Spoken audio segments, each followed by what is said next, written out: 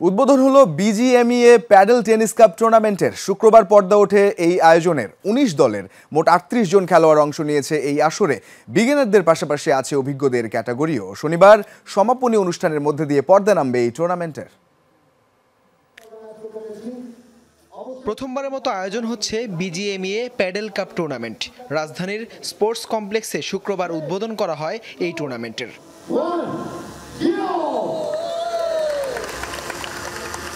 দুদিনব্যাপী এই আয়োজনে বিগিনার ও অভিজ্ঞ উভয় ক্যাটাগরিতে অংশ নিয়েছে প্রতিযোগীরা।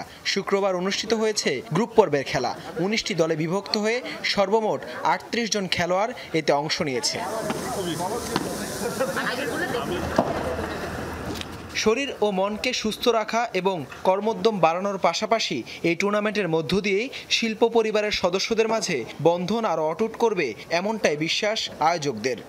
এই যে আমরা এখানে আজকে আসতে পারার কারণে কিন্তু এই যে ফ্যামিলিরা একসাথে হওয়া, মেম্বার্সরা একসাথে হওয়া, ছুটির দিনে আমরা একটা বিউটিফুল একটা ওয়েদারের মধ্যে আমরা একসাথে হতে পেরেছি। এটার ইন্টেনশনটা এটা ছিল যে একটা গেট টুগেদার, একটা বন্ডিং, অ্যান্ড কীভাবে আমরা একসাথে কাজ করতে পারি স্পোর্টসের মাধ্যমে। স্পোর্টস আমাদের সবাইকে ইউনিটি দেয়। Sports ইউনাইটস the entire nation and all of us. শনিবার অনুষ্ঠিত হবে টুর্নামেন্টের সেমিফাইনাল ও ফাইনাল। সমাপনী অনুষ্ঠানের মধ্য দিয়ে পর্দা নামবে এই আয়োজনের, যেখানে ট্রফির পাশাপাশি চ্যাম্পিয়ন দল পাবে ৫০,০০০ ও রানার্স আপদের দেওয়া হবে ২৫,০০০ টাকা। হাসান আল মারুফ, যমুনা স্পোর্টস, ঢাকা।